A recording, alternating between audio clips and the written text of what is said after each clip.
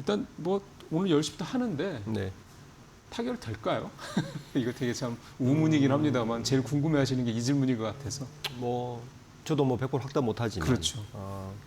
상황으로 보면 타결되지 않을까 생각은 듭니다. 왜냐하면 너무 코너에 몰렸어요. 노조가? 노조와 삼성전자가. 사측 노측 예, 다. 예. 사실은 이번에 협상이 타결되더라도 승자는 없다. 저는 이렇게 보입니다. 그러니까 사측도 승자가 아니고 사실은 노조도 승자는 아닙니다.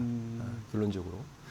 그런데 타결은 저는 될 거라 보입니다. 이제 여러 정황상 그런 거죠. 그렇죠. 왜냐하면 네. 내일이 뭐 파업도 파업이지만 6.3 지방선거 선거 개시일입니다. 네. 공식적으로 선거도 네, 시작되는 게. 그렇죠. 이것도 큰 변수라고 그럼요. 봅니다. 그럼요. 그래서 정부에서 저렇게 서두르고 있는 네. 입장인 것 같고요.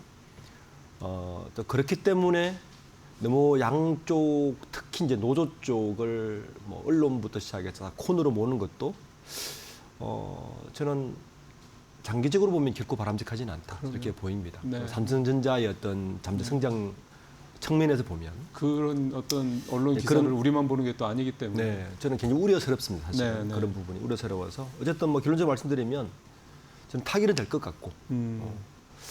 근데 뭐 타결 이제 방송을 보시는 분들은 어쨌든 삼성전자 주가에 관심이 많을 거니까. 그러면. 네.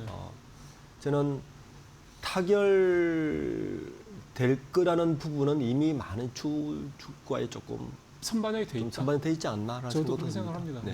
네. 네. 그 뭐 말씀하셨지만 문제는 그 이유다. 이유를 어떻게 봐야 될까? 예. 네. 이제 그 이유에 대한 영향을 분석을 좀 해보려면 결국은 이제 뭐 이게 사실 이게 되지도 않은 상태에서 저희가 뭐 어떻게 결론이 날 거냐 이런 부분들을 얘기하기가 좀 섣부를 수 있긴 합니다만 대략 성과급이나 이런 부분들이 좀 주주분들이라든가 국민들이 봤을 때도 저 정도면 그래 그냥 뭐 이렇게 어느 정도가 좀 돼야 될 텐데 과연 그렇게 될 것이냐 이것도 조금 생각이 좀 되네요. 그렇죠. 이제 어쨌든 뭐니 해도 뭐니죠. 이게 쟁점은 뭐니 된 것 같은데. 네.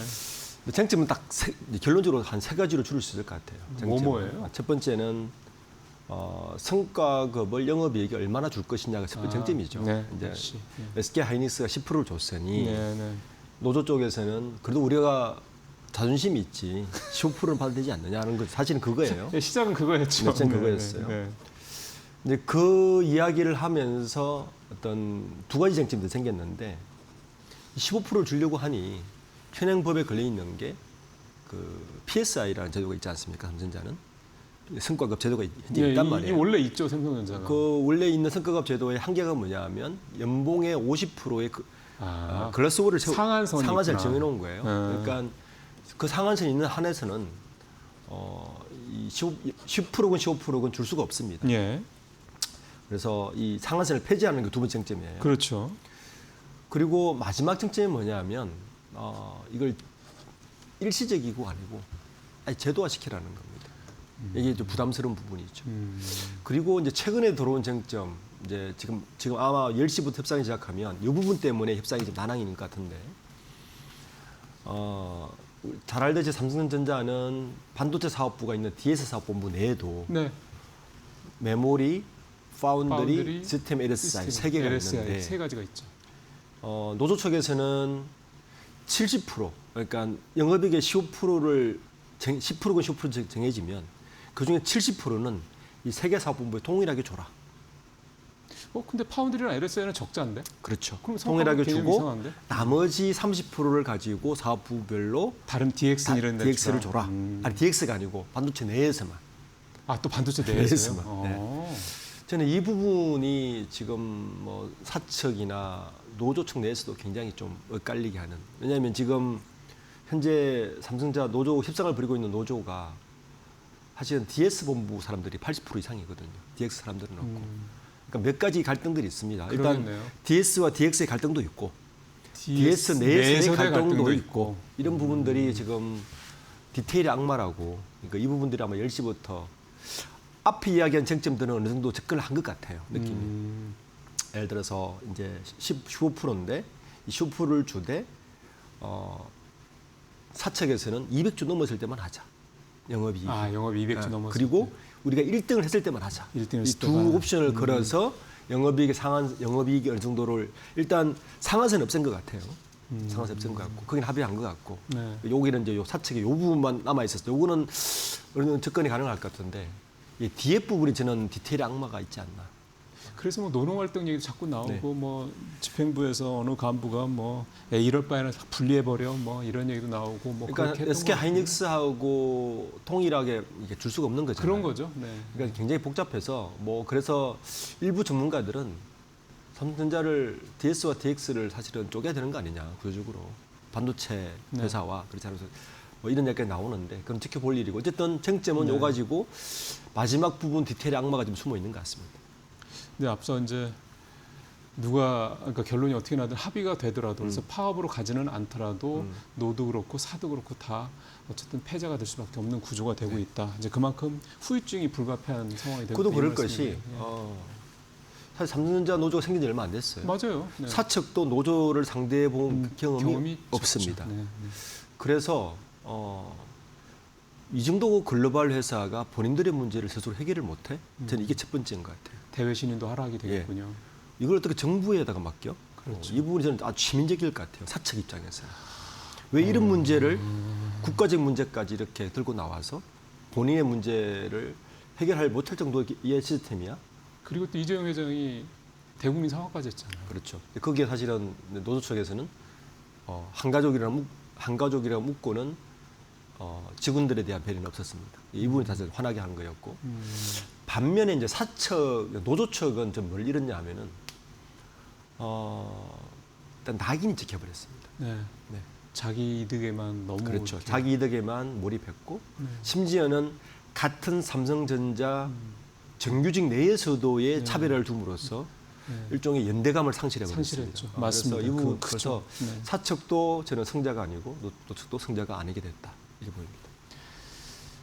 앞서 이제 그러니까 노사 양측이 모두 이제 승자가 될 수 없다라고 말씀하셨던 것 중에 하나가 왜 이거를 니네 삼성 같은 이런 소위 말하는 초인류 기업이 그 글로벌 기업이 왜 스스로 해결을 못해서 결국 정부의 개입 가능성을 상당히 높였냐라는 부분. 그러니까 그 개입 가능성이라는 결국 긴급조정권 발동 문제 그렇죠. 이제 이 부분이 네. 될 텐데 사실은 이재명 대통령까지 사실상 뉘앙스상으로는 발동할 거다라고 얘기까지 한 상황인데 실제로 발동을 하느냐 문제는 또 다른 문제라는 얘기가 있군요. 왜냐하면 이게 그렇죠. 사실 헌법에 보장된 거지 않습니까? 근로자의 네, 파업권은. 맞습니다. 네. 그러니까 정부가 특히 이제 소위 말하는 진보 정부인데 진보 정부에서 노조의 파업을 봉쇄했다. 이거에 대한 정부도 사실 부담이 있을 부분인 것 같고 이 긴급조정권 문제는 어떻게 좀 접근하면 좋을까요? 사실은 정부에 쓸 수 있는 마지막 카드죠. 그렇긴 네, 하죠. 마지막 네. 카드입니다. 그리고 우리가 63년도 이후에 이 제도가 도입된 게 63년도인데 네. 그러면 그 60년 된 제도인데요. 네. 딱 4번밖에 사용하지 않았거든요. 예. 그것도 4번 사용한 걸 보면 대부분 근데 재밌는 건 최근에 사용한 2005년도 대한항공 조종사 파업 때도 긴급조정권 발동할 때 노무현 정부 때였습니다. 따지고 그러네요. 보면 진보 정부 때문에. 노무현 정부 때였습니다. 네. 근데 이제 그 왜 정부에서 그럼 이렇게 굉장히 좀 어떻게 보면 진보 정부 잡지 않게 왜 이렇게 기민하냐? 빠르게 움직이고 이런 발언도 굉장히 세잖아요. 그러면 일단 김정건 산업부 장관 먼저 발언했고 네. 이재명 대통령 네. 발언했고 그다음에 그리고 김민석 총리까지 발언했고 네. 노동부 장관도 당연히 이제 발언했고. 근데 이제 따지고 보면 이제 이런 부담이 있는 거죠. 우리가 1분기 실적이 너무 좋았어요. 네, 네. 특히 수출 실적이 너무 좋아서 네. GDP 성장률이 원래 예상이 0.9%였는데 1.6%까지 올라갔습니다. 그러니까 1분기, 예상보다 예, 예, 1분기 성장률 자체가. 예, 근데 2배 1분기 가까이 성장률이 됐죠. 전 세계 탑이에요. 예, 맞습니다. 네. 근데 그 탑을 했던 이유가 반도체죠. 때문이죠. 왜냐하면 전체 수출 실적에서 원래 반도체가 한 20% 정도 차지하거든요. 수출에서. 근데 1분기에만 35%였어요. 네, 비중이. 네, 네, 네. 그러니까 평균보다 15%를 많이 했습니다. 그렇죠. 근데 이 15%가 어디서 나왔냐면은 반도체인데 지금 우리 정부가 계산기를 때려 보니까 이번에 파업이 됐으면 내일부터 21일부터 다음 달까지 18일이거든요. 네. 자, 18일 파업에 이거를 이제 반도체가 연속 공정이다 보니까 반도체 공정이 300개입니다. 네. 우리가 반도체 메모리 반도체가 그 안에 팀이 300개의 팀이 있는 거예요. 예, 사실. 예, 예.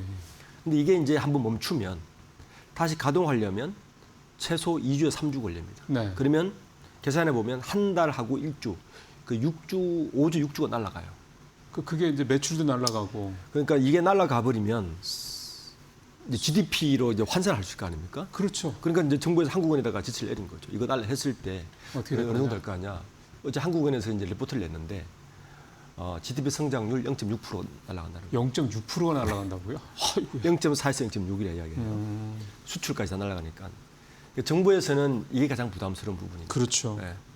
그리고 이제 또 아까 얘기했던 대로 6.3 지방선거가 같이 맞물리다 보니까 이슈몰이에서 뺏길 수 있습니다. 네. 이게 멈춰버리면 네. 선거고 뭐고 그냥 먹고 사는 문제니까 정부가 계속 도대체 뉴스는 뭘 하길래? 뉴스는 네. 계속 이야기를 할 거고. 그럼요. 예, 이 선거 기간 내내. 뭐 야당에서 계속 이거 가지고 물고 늘어지겠죠. 그렇죠. 뭐. 그래서 이 두 가지가 발목을 잡고 있어서 정부가 이렇게 기민하게 움직일 수밖에 없다. 저는 그래서 다시 처음 문제 돌아오면 협상 타결은 어떻게든 시킬 것이다. 그렇게 보고 있습니다. 사실은 이제 이번에 이 삼성전자 파업이 조금 더 특히 주가에 부담이 되게 된 이유가 물론 시장 상황이 뭐 국채 금리가 상승하고 이런 뭐 상황도 있긴 한데 모르겠습니다. 이게 뭐 아주 새삼스러운 얘기였잖아요. 근데 최근에 갑자기 국내 미디어들이 언론에서 중국의 CXMT하고 그 YMTC인가요? 그 양쯔 메모리. 네. 그러니까 중국의 메모리 반도체 회사들이 뭐 되게 1분기 실적이 좋았다. 뭐 매출이 뭐 700% 성장을 했다. 네, 이익이 네. 얼마 늘어났다. 또 게다가 창신 메모리 CXMT 같은 건 이제 곧 상장도 하니까 네. 거기서 대규모 자금이 들어오니까 뭐 막대한 투자를 해서 이제 삼성전자 SK하이닉스를 바짝 따라올 거다. 약간 이런 식의 기사들도 좀 나오고 네. 해서 그런 부분도 있는 것 같은데 그러면 여기서 우리가 정말 냉정하게 생각해야 될 게 중국 반도체 업체들이 정말 그 정도가 되나 이 부분은 한번 짚어봐야 될 것 같습니다. 뭐 완전히 무시할 수는 없고요. 그렇죠. 예, 네, 근데 상당 부분은 언론 플레이겠다고 보고요. 저는 700%를 얘기하는데 금액은 얘기하지 않습니다. 뭘 의미할까요? 기저 효과입니다. 그렇죠, 그렇죠. 적자였던 기업이기 때문에 네, 그리고 누구나 아시듯이 지금 메모리 반도체는 공급 부족 사태가 계속되고 있습니다. 그럼요. 그러니까 DDR4가 지금 메모리를 많이 쓰고 있는데 그거는 만들거든요. DDR5까지 안 와도. 예, 예, 예. 그래서 그런 공급 부족 사태에 대한 반사 효과 정도가 있고 실질적으로 주가의 흐름을 보면 그러니까 삼성전자 파업이 3월 18일부터 예고돼 그때부터 노조 파업을 시작했는데 그때부터 지금까지 주가 흐름을 보면 그 사이에 가장 많이 뜬 곳은 키옥시아였습니다. 아, 일본. 네, 키옥시아. 이게 무슨 말을 이야기하냐면은 키옥시아는 SK하이닉스가 인수한 낸드 플래시입니다. 맞아요. 네. 네. 그러니까 이제 사실은 이 흐름에서 이제 투자하시는 분들은 뭘 정확히 읽어야 되냐면은 지금 에이전틱 AI로 가면서 메모리 중에 어떤 메모리가 지금 가장 많이 필요한가, 왜 필요한가를 같은 메커니즘을 조금 읽어내셔야 사실은 이런 사태들은 있을 수도 있고 없을 수도 있고 늘 이렇게 왔다 갔다 하는 그럼요. 겁니다. 네. 그러니까 그거보다는 그 밑바탕에 흐르는 전체적인 빅 트렌드가 어떻게 움직이고 있는 걸 좀 보셔야 그렇죠. 이런 사태들을 좀 분간해서 어떤 정말 나쁜 게 뭐고. 경중을 따져서 예, 정말 예. 나쁜 소식이 뭐고 정말 그렇죠. 이 정도로 괜찮은 소식을 좀 분간할 필요가 있지 않나 생각이 드는데 네. 그렇게 따져보면 빅 트렌드는 분명히 이제 메모리는 부족하고 랜드플레이스도 또 부족할 것이고 그렇게 되면 우리가 얘기했던 대로 300조 영업, 250조 영업이 이건 가는 거예요, 그냥. 근데 중국이 그러면 막 급부상해서 어제 경제원 사장도 뭐 이제 포럼에 오셔가지고 뭐 그런 얘기를 하시던데 뭐래요? 메모리가 28년도 되면 메모리가 이제 가격이 떨어질 것이다 이런 얘기까지 하셨는데 혹시 경계현 전 대표님 아니에요? 맞습니다. 이제 기사가 좀 나오기도 해서. 그런데 실질적으로 보면 제가 보는 견지에서는 이제 에이전틱 AI 시대로 가면 메모리 부족은 28년 이상까지는 부족할 거라 저는 보입니다. 그러니까요. 예, 굳이 부족할 거라 보여서. 젠슨왕도 그 얘기를 또 하더라고요. 이제 CXMT나 중국의 급부상은 당연히 경계해야 되지만 아직까지 우려할 사항은 아니다. 저는 그렇게 보입니다. 왜냐하면 첫 번째는 그 정도 공급할 수가 없습니다. 그렇죠. 네, 그리고 아직까지 그 물량은 중국 밖으로 나오지가 않습니다. 네, 중국 내에 소화하는 것도 네. 부족합니다. 아직. 그렇죠. 네. 그쪽도. 요번에 이제 그 미중 정상회담 때 젠슨 왕이 급하게 갔잖아요. 예. 한 가지 조금 아쉬운 소식은 젠슨 왕이 가서 저는 H200을 중국이 살 줄 알았는데 안 샀어요. 그렇더라고요. 예. 그 이야기는 중국의 실력이 꽤 올라왔다. 예, 그러니까 자체적으로 해결할 수도 충분히 하겠다. 해결할 수. 그 정도는 H200 정도의 정도까지는. GPU는 해결할 수 있다. 그런 이제 GPU뿐만 아니라 메모리도 해결할 수 있다는 겁니다. 예. 그러니까 HBM도 일부 만든다는 이야기입니다. 그러면. 그렇죠. 예. 네. 즉 지금 3까지는 아니지만 2E 정도 만든다는 네, 이야기이기 네, 네. 때문에 그런 부분들은 좀 경계할 필요가 있지만 아직까지 대세에 지장을 줄 만큼 경계할 정도는 아니다. 예. 저는 그렇게 보입니다. 예. 그래서 좀 저도 사실 어제 이제 대표님 오늘 모시기 위해서 질문 준비하면서 좀 이런저런 자료를 봤는데 중국 관련돼서 저도 좀 시장에서 좀 걱정을 많이 하시는 것 같아요. 투자자분들이 보니까 좀 대표님 말씀도 그렇고 또 미국이 아직 중국의 첨단 기술 관련된 규제를 푼 게 아니니까 그런 부분도 좀 있을 것 같고 너무 걱정하실 필요 없다 이렇게 좀 보면 되겠군요. 네, 그렇습니다. 예. 마지막으로 시간이 한 1분 채 안 남아서요. 반도체에 관련돼서 이제 투자 전략 어떤 조언을 좀 짧게 한 말씀 해주시겠습니까? 첫 번째는 뭐 여러 가지 상황이 돼서 좀 일희일비 하지 마라. 네, 맞는 말씀입니다. 네, 그리고 몇 번 말씀드렸지만 전체적인 대세는 이미 거스를 수 없다. 네, 하는 거고. 그렇죠. 또 하나는 전체적인 대세에서 에이전틱 AI에 대해서 조금 깊이 있는 이해를 했으면 좋겠다. 아, 예, 예. 그러니까 이게 짧게 말씀을 드리면 우리가 AI를 처음 시작할 때 LLM 시대 때는 사실은 HBM만 있으면 됐어요. 그렇죠. 네, 딴 건 필요 없었습니다. GPU와 HBM만 있으면 되는 시대였는데 네네. 에이전틱 AI가 시대면서 CPU와 그에 동반한 메모리가 지금의 필요보다 수배에서 10배 이상 필요한 시대가 되었다. 네. 그거를 명확하게. 네, 그 대세가 바뀔 네. 수가 없다. 근데 재밌는 건요. 네, 끊어야 되겠네요. 에이전틱 AI 시대가 올 2월 달에 시작했습니다. 네, 네. 네. 그러니까 그 부분을 유심히 봤으면 좋겠다는 겁니다. 말씀이 조금 막판에 조금 저희가 시간 때문에 그렇긴 한데요. 그만큼 메모리의 수요는 아직도 무궁무진하다 이렇게 보시면 되겠습니다. 대표님 오늘 말씀 잘 들었습니다. 네, 감사합니다.